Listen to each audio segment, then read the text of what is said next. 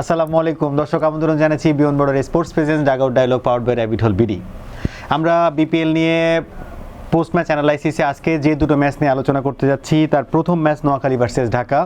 এবং শুরুতে আপনাদেরকে জানিয়ে দিতে চাই, আজকের প্রথম ম্যাচে 133 রানে 6 উইকেট হারায় নির্ধারিত 20 ওভারে নোয়াখালী, এবং জবাব দিতে নেমে 134 রানে 3 উইকেটে জয়ের লক্ষ্যে পৌঁছায় ঢাকা। আমরা এই ম্যাচের খুঁটিনাটি এবং ম্যাচ অ্যানালাইসিস নিয়ে স্টুডিওতে আমন্ত্রণ জানিয়েছি সার্টিফাইড পারফরমেন্স অ্যানালিস্ট আমিরের জন্য প্রতীক ভাইকে। প্রতীক ভাই, বিপিএলের আমেজ কি আপনি পাচ্ছেন? এই 130 রান 134 রান এগুলো কি আসলে আমাদের বিপিএলের, আপনি বারবারই যেটা বলেন যে বিপিএলের কোয়ালিটি নিয়ে প্রশ্ন উঠে, তো বিপিএলের কোয়ালিটি নিয়ে প্রশ্ন উঠে তো ভালো ম্যাচও তো হওয়া উচিত, সেটাও তো দেখি না। 130-40 এইভাবে চলছে, আপনার কাছে কি মনে হয়? না, কিছু খেলায় রান হচ্ছে, বিশেষ করে ইভিনিং ম্যাচ যেগুলো, সেগুলোতে আমরা রানের দেখা পাচ্ছি। আর সত্যি কথা বলতে কি, দেখেন এই ম্যাচটাতে ঢাকা ক্যাপিটালস যখন টার্গেটটা চেস ডাউন করে, এই অ্যারাউন্ড 130 রান কিন্তু তারা 14 ওভারে কমপ্লিট করে। সো এখানে অপোনেন্টের বা টিমেরও আসলে ক্যালিবারের ইস্যুটা রয়েছে যে তারা আসলে কতটুকু সক্ষম বড় রান স্কোর করতে। তো নোয়াখালী এক্সপ্রেস আসলে পুরো টুর্নামেন্টে অনেক স্ট্রাগল করছে, এবং কি কম্বিনেশনটা তারা নামাচ্ছে প্রতি ম্যাচেই, অনেক রদবদল, এবং কিছু কি প্লেয়ার্স লাইক জাকির আলী অনিক বা সাদাত হোসেন দীপু, এই ধরনের প্লেয়ারদেরকে একটা ঘরোয়া টুর্নামেন্টে কেন খেলানো হচ্ছে না, এটা আমার কাছে একটা প্রশ্নের বিষয়। সো ওভারঅল নোয়াখালী এক্সপ্রেসের টিম অ্যাপ্রোচটা আমার কাছে ওকে মনে হচ্ছে না। এবং সত্যি কথা বলতে গেলে বিপিএলের শুরুতে 5টা টিম হওয়ার কথা ছিল, পরবর্তীতে 6ষ্ঠ টিম হিসেবে আসলে তারা ইনক্লুডেড হন। এখন যেটা তাদের খেলা দেখে মনে হচ্ছে, টুর্নামেন্ট যদি 5টা দল নিয়ে হতো তাতে বিপিএলের সৌন্দর্য বৃদ্ধি পেত। আপনার কাছে কি মনে হয় যে এখানে আপনি প্রবলেমটা কোথায় দেখছেন? টিম কম্বিনেশন তো আসলে কোচ কিংবা ম্যানেজমেন্ট কিংবা ক্যাপ্টেনের মাধ্যমে একটা টিম কম্বিনেশন হয়, সেক্ষেত্রে কি আপনার কাছে মনে হয় যে অ্যাজ এ ক্যাপ্টেন কিংবা অ্যাজ এ কোচ কিংবা আদার্স যে এন্টিটিগুলো আছে যা টিম সিলেকশনের ব্যাপারে থাকেন, স্কোয়াডটা নিয়ে কাজ করেন, তাদের এখানে দুর্বলতাটা আপনি কি আসলে এইভাবে ইন্ডিকেট করছেন? দেখেন, এখন যদি টিম ম্যানেজমেন্ট নিয়ে কথা বলি, সবার আগে খালেদ মাহমুদ সুজন, তালহা জুবায়ের এখানে রয়েছেন যথাক্রমে কোচ এবং অ্যাসিস্ট্যান্ট কোচ হিসেবে। ওভাবে কথা বললে তাদের দিকে ইন্ডিকেট করা হয়, আঙ্গুল তোলা হয়, তো আমি সেভাবে বলছি না। কিন্তু আপনি দেখেন এই টিমটা না আসলে মানে তারা শিওর না যে কি অ্যাপ্রোচে খেলবে। আপনি দেখেন বিগত দুটো ম্যাচে তারা ফাস্ট বোলিং হেভি অ্যাটাক নিয়ে খেললো, পরবর্তী ম্যাচ আজকে তারা বাড়তি 2জন স্পিনার খেলালো। তো মানে 180 ডিগ্রি টার্ন অ্যারাউন্ড আমরা যদি বলে থাকি যে আগের দুটো ম্যাচ আপনি ব্যাক করেছেন আপনার ফাস্ট বোলারদের উপরে, সেখানে কি হয়েছে, আপনার ব্যাটাররা আপনাকে অ্যাডিকুয়েট রান স্কোরবোর্ডে জমা করে দিতে পারেনি, ফলশ্রুতিতে আপনি ফাস্ট বোলারদের স্কিলটা কিন্তু পরীক্ষাই করতে পারেনি যে তারা আসলে সক্ষম কিনা। তো আজকে কিন্তু কিছু রান বোর্ডে জমা হয়েছিল, কিন্তু আজকে দেখবেন আপনি 2জন ফাস্ট বোলার নেই, বিলাল সামি নেই, যিনি আসলে অন্যতম স্ট্রাইক বোলার ছিলেন প্রিভিয়াস দুটো ম্যাচে। তো আসলে এরকম যদি আপনি কন্টিনিউয়াসলি রদ বদল করে থাকেন, আসলে প্লেয়াররাও না মানে শিওর থাকে না যে তাদের রোলটা আসলে কি, বা তারা কি রোলটা মানে প্লে করতে আসলে সাপোজ করছে, ঠিক আছে। তো সব মিলে নোয়াখালী এক্সপ্রেসের অ্যাপ্রোচ আমার কাছে একদমই ঠিকঠাক মনে হচ্ছে না। আমার মনে হয় যে যদিও তারা পরবর্তী রাউন্ডে না যেতে পারে, তবে it's a matter of pride. নতুন ফ্র্যাঞ্চাইজি, এই টিমটা দেশের পার্টিকুলার একটি রিজিয়নকে বিলং করছে, সেই এলাকার মানুষের অনেক ইমোশন রয়েছে। আপনি দেখবেন যে সিলেটের মাঠে নোয়াখালীর প্রচুর লোকাল মানুষ কিন্তু খেলা দেখতে এসেছেন, তাদের শহর থেকে চিয়ার করছেন দলটাকে।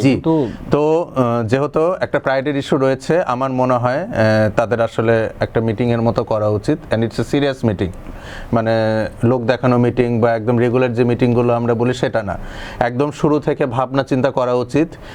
ইভেন যদি এটাও হয় যে ক্যাপ্টেন্সি হায়দার আলীর পরিবর্তে সৌম্য সরকার বা মোহাম্মদ নাবিকে দিয়ে বাকি ম্যাচগুলো খেলানো হোক, তাও করা যেতে পারে। কিন্তু আমার মনে হয় যে হায়দার আলীর ক্যাপ্টেন্সিটাও ওভাবে ফলপ্রসূ হচ্ছে না, টিম কম্বিনেশনটাও তাদের আসলে শিওর হতে হবে যে পরবর্তী 5টা ম্যাচ তারা কীভাবে খেলবে, কয়জন ফাস্ট বোলার নিয়ে খেলবে, কয়জন স্পিনার নিয়ে খেলবে, আবার যদি ব্যাটিং অর্ডারে থাকে ওপেন কারা করবে, মিডল অর্ডারে কারা খেলবে। আপনি দেখবেন যে প্রথম কিছু ম্যাচে মাঝ সাদাকাত ওপেন করলেন, আজকে আবার তাকে 1 ডাউনে নামানো হয়েছে। তো এরকম হলে তো আসলে আপনার পক্ষে খুবই মুশকিল আসলে যে কোন প্লেয়ার মানে কোন রোলটা প্লে করবে। যদি কম্বিনেশন সেট করতে করতে আসলে টুর্নামেন্ট শেষ হয়ে যায়, তাহলে তো আসলে it's almost over, it's nothing to B achieved for Noakhali express in terms of going to the next round. কিন্তু যদি প্রাইডের কথাটা বলে থাকি, সেই ক্ষেত্রে যদি তারা 2-1টা ম্যাচ জয়লাভ করতে পারে বা অন্য কোনো টিমের পার্টিটা স্পয়েল করতে চায় যে তারা যেন প্লে অফে না উঠতে পারে, সেই ক্ষেত্রে নোয়াখালী এক্সপ্রেসের কিছু করার রয়েছে। আমি একটু জাস্ট দর্শকদের জানিয়ে দিতে চাই, আজকে 133 রানের যে স্কোরটা নোয়াখালী রিচ করে, সেখানে মাসরাত আকাতের 24 রান 19 বলে, মোহাম্মদ নাবির 42 রান 33 বলে ইনফ্যাক্ট, এবং হায়দার আলী ওটা ভালো নক করেছেন, আজকে 47 রান করেছেন তিনি 36 বলে। আমি এই স্কোরের সাথে একটা জিনিস আপনার কাছে আজ করতে চাই, সৌম্য সরকার ন্যাশনাল সার্কিটে বহুত দিন ধরে খেলছেন, ইনফ্যাক্ট এখনও কিন্তু ওয়ানডে দলেও আছেন উনি, টি-20 সার্কিটে নেই, কিংবা রিসেন্টলি ঘরোয়া লিগেও কিন্তু উনি ভালো খেলেছেন। তো এত পরীক্ষিত একটা ব্যাটসম্যান, এত ম্যাচিউর একটা ব্যাটসম্যান, যেটা লং টাইম ধরে উনি বাংলাদেশ ন্যাশনাল সার্কিটের সঙ্গে থাকছেন, ইনি রিসেন্ট লাস্ট দুইটা গেমের কথা যদি আমি বলি, উনি as a left handed batsman, উনি লেফট হ্যান্ডেড অর্থোডক্স বোলারের মানে উইকেট দিয়েছেন। জি, ফার্স্টটাতে আমরা নাসুমকে দেখেছি, এবং আজকের যে ম্যাচটা আমরা দেখলাম যেটা শেষ হলো, সেখানে আমরা কিন্তু দেখেছি আমি ইমাদ ওসিমের বলে উনি আউট হলেন। তো এটা পরপর দুইটা ম্যাচ একটু চোখে লাগার মতো কিনা? হ্যাঁ, কিছুটা চোখে লাগার মতো। এখন আপনি যদি নাসুম আহমেদের বিরুদ্ধে ডিসমিসালটা দেখেন, ওটাতে কিন্তু উনি বলটা টাইম করতে পেরেছিলেন প্রপারলি, সো সেখানে আসলে কিছু বলছি না। বাট আজকে যে ডিসমিসালটা হয়েছে, ইমাদ ওসিমের অ্যারাউন্ড দ্য উইকেট ডেলিভারি, উনি ফ্রন্ট ফুটে খুব বেশি আগে কমিটেড হয়ে গিয়েছিলেন, এটা কিন্তু একটা গুড সাইন না অ্যাজ আ ব্যাটার। আপনি যখন স্পিন বল খেলবেন, আপনি মানে স্পিন বল না, আপনি যে কোনো ডেলিভারি মুখোমুখি হওয়ার ক্ষেত্রে আপনি মানে টু আর্লি কমিটেড হতে পারেন না যে শটটা আপনি ফ্রন্ট ফুটে খেলবেন নাকি ব্যাক ফুটে খেলবেন। একজন আদর্শ ব্যাটসম্যানের মানে ক্লাসটা তখনই বোঝা যায় যখন উনি লেন্থটা খুব দ্রুত পিক করতে পারেন এবং অ্যাকর্ডিং টু দ্য লেন্থ উনি ওনার শটটাকে অ্যাডজাস্ট করতে পারেন। তো আমার মনে হয় সৌম্য সরকার আজকে ইমাদ ওসিমের যে ডেলিভারিটাতে আউট হলেন, উনি আসলে ড্রাইভ করার জন্য একটা প্রি ডিটারমিনেশন নিয়েছিলেন, কিন্তু ইমাদ ওসিম তো আসলে চতুর বোলার, পৃথিবীর বিভিন্ন ফ্র্যাঞ্চাইজি লিগে উনি খেলে আসছেন, উনি লেন্থটা একটু খাটো করে দেন এবং that was enough to dismiss Soumya Sarkar. তো আমার মনে হয় সামনের ম্যাচগুলোতে উনি ওনার যে মানে প্রতিভাটা রয়েছে সেটার প্রতি বিশ্বাস রেখে বলের মেরিট অনুযায়ী শটগুলো খেলবেন। আমার মনে হয় সৌম্য সরকার যে প্রতিভার স্বাক্ষর রাখেন, তাতে এই ধরনের ভুল ওনার কাছ থেকে সামনের ম্যাচগুলোতে আমরা হয়তো দেখবো না। রিসেন্ট টাইমেও কিন্তু উনি ভালো পারফর্ম করছিলেন। আমরা আজকে আরও যে জিনিসগুলো আপনার সঙ্গে জানাতে চাই, সেটা হচ্ছে যে যখন জবাব দিতে নেই আমরা ঢাকার যে ব্যাটিংটা দেখেছি, এবং আমরা যদি বলি যে বাংলাদেশের যারা দর্শক অনুরাগী আছেন, তারা দুজন প্লেয়ারকে অনেক দিন ধরে ভালোবাসেন, তাদের বড় স্কোরের জন্য ওয়েট করছিলেন, এক সাব্বির রহমান, দুই হচ্ছে Nasir Hossain. Fan follower craze তাদের কিন্তু বাংলাদেশের টিল নাও আছে, এবং নাসির হোসেনের কাছ থেকে আমরা 50 বলে 90 রানের একটা অনবদ্য ইনিংস আজকে দেখেছি, যেটা আসলে মানে ম্যাচটা হয়তো কোনো মতে একটু কম্পিটিটিভ হওয়ার যদি কোনো চান্সেস থাকতো সেটা তা করতে দেননি। এবং ইমাদ ওসিমের 16 বলে 29 রানের একটা স্কোর। এই ব্যাটিং অ্যাপ্রোচটা কেমন লাগলো আপনার মানে ঢাকার?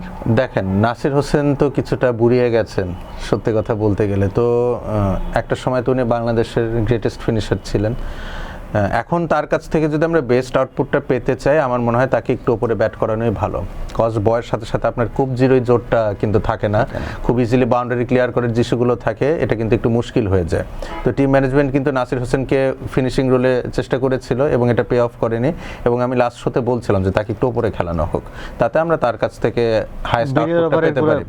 পাওয়ার প্লেটা থাকে, বেশিরভাগ ফিল্ডার উপরে থাকে, তো উনি যেহেতু একজন চতুর ব্যাটসম্যান এবং দক্ষ ব্যাটসম্যান, উনি যদি ফিল্ডটা ক্লিয়ার করতে পারেন সেক্ষেত্রে বাড়তি কিছু বাউন্ডারি উনি বের করতে পারেন। সো সেই জায়গা থেকে ঢাকা ক্যাপিটালসের মুভটা ওকে ছিল। এখন আমি আসি নোয়াখালী এক্সপ্রেসের বোলিং অ্যাপ্রোচে। দেখেন, নাসির হোসেন তার রিসেন্ট টাইমে উনি মানে ক্রিকেটে কাম ব্যাক করার পরে আমরা দেখেছি যে স্পিন বলে উনি আগের মতোই বেশ ভালোই খেলছেন, বাট ফাস্ট বোলিং বা র পেসের এগেনস্টে উনি স্ট্রাগল করছেন। তো আপনি এই জিনিসটা জানা সত্ত্বেও আজকে যখন নাসির হোসেন আসলেন, আপনি দেখবেন যে বারংবার আপনি স্পিনার দিয়ে আসলে তাকে মোকাবেলা করার চেষ্টা করেছেন, এবং এই জায়গাটাতেই আসে যে ভাই হায়দার আলী এখানে ক্যাপ্টেন হিসেবে রয়েছেন, কজ ওনার তো বাংলাদেশের লোকাল প্লেয়ার সম্পর্কে কোনো ধারণা নেই। আমি নাসির হোসেন একসময় ইন্টারন্যাশনাল ক্রিকেট খেলেছেন, বাট আমার মনে হয় না যে হায়দার আলী অতটুকু স্টাডি করছেন যে কোন প্লেয়ারকে নিয়ে কিভাবে মোকাবেলা করতে হবে বা কাকে নিয়ে কি প্ল্যান হতে পারে। এখানে যদি লোকাল কোনো প্লেয়ার ক্যাপ্টেন হিসেবে থাকতেন, লাইক সৌম্য সরকার যদি থাকতেন, ইভেন জাকের আলী অনেক থাকতেন, the moment Nasir Hossain got in to the crease, সাথে সাথে কিন্তু একজন ফাস্ট বোলার আনা যেত, বা দুই পাশ থেকে আপনি ফাস্ট বোলার আনতে পারতেন। বিষয়টা কেমন ঘটে, ধরেন 133 করার পর যখন নোয়াখালী এক্সপ্রেস মাঠে গেল, তখন হয়তো খালেদ মাহমুদ সুজন, তালহা জুবায়ের একটা ব্রিফিং দিয়ে দিয়েছেন হায়দার আলীকে, অ্যাকর্ডিংলি সেভাবে উনি ক্যাপ্টেন্সি করেছেন। It was an out of the box decision যে নাসির হোসেনকে নাম্বার 3-তে খেলানো না, তো এই প্ল্যানের বাইরে গিয়েছে, তখন হায়দার আলী এই অনুযায়ী আসলে আর রেসপন্ড করতে পারেননি। আমরা আরেকটা জিনিস আপনাকে জানাতে চাই, সেটা হচ্ছে যে আজকে আমরা দেখলাম যে 6 জন বোলার একটা করে উইকেট নিতে, যেটা আসলে খুব দেখতে খুব স্কোর কাটা দেখার মতো ছিল। এবং জবাব দিতে নেমে যখন ঢাকার বিপক্ষে বোলিং করে নোয়াখালী, সেক্ষেত্রে হাসান মাহমুদের 3 ওভারে 17 রানে 2 উইকেট। আসলে যদি বলি বলার মতো একটা স্কোর কার্ডে ওনারটাই আসলে নামটা আসে। ওভারঅল আপনার কাছে লাস্টে জানতে চাও যে নোয়াখালী এবং ঢাকার এই দুই দলের ক্ষেত্রে আমরা ঢাকাকে আজকে বেশ গুছানো দেখেছি, নোয়াখালীর ব্যাপারে আপনি বলছিলেন দুই দলের আর কোন কোন জায়গায় একদম শর্টে যদি বলেন যে কি কি দরকার? নোয়াখালীর জন্য সংক্ষেপে বলাটা একটু মুশকিল, তাদের আপাদমস্তকই সমস্যা আমার মনে মানে হচ্ছে, সর্বাঙ্গে ব্যথা ওষুধ দেবো কোথায়, এরকম একটা বিষয়। তবে আমার মনে হয় যে তাদের কিন্তু রিসোর্সটা খুব একটা খারাপ না। মোহাম্মদ নাবি রয়েছেন, হায়দার আলী রয়েছেন, মাস সাদাকাত রয়েছেন, এই তিনজন ফরেন রিক্রুট কিন্তু ভালো করেছেন আজকে, কিন্তু আপনি দেখেন লোকাল প্লেয়ারদের পক্ষ থেকে কোনো পারফরমেন্স আসেনি। তো আমার মনে হয় নোয়াখালীকে ম্যাচ জিততে গেলে এই ফরেনার্সদের পাশাপাশি 1-2 জন লোকাল প্লেয়ারকে স্টেপ আপ করতে হবে।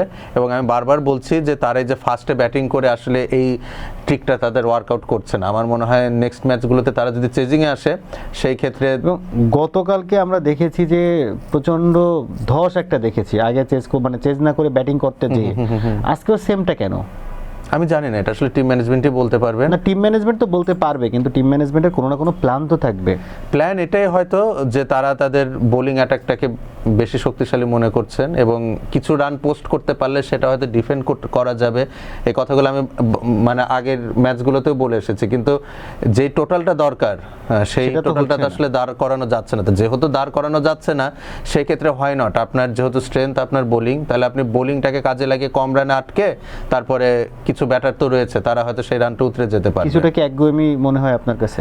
আমি এই জিনিসটা দেখেছি, দেখেন লাস্ট সিজনে খুলনা টাইগার্সের কোচ কিন্তু তালহা জুবের ছিলেন এবং সেইবার বেশ কিছু ম্যাচ টসে জিতে খুলনা চেস করার ডিসিশন নেয় এবং ওই টুর্নামেন্টে খুলনার যে ব্যাটিং লাইন আপটা ছিল, এটা আমি না, অনেক মানে বিজ্ঞ কমেন্টেটররাও বলছিলেন যে এই ধরনের টিমের জন্য চেজিং খুব একটা ওয়ার্কআউট করে না, কিন্তু বারে বারে কিন্তু এই ভুলটা প্রমাণ করানোর স্বার্থে খুলনা টাইগার্স মানে চেস ডাউন করার চেষ্টা করেছে, অনেকগুলো ম্যাচ হেরেছে।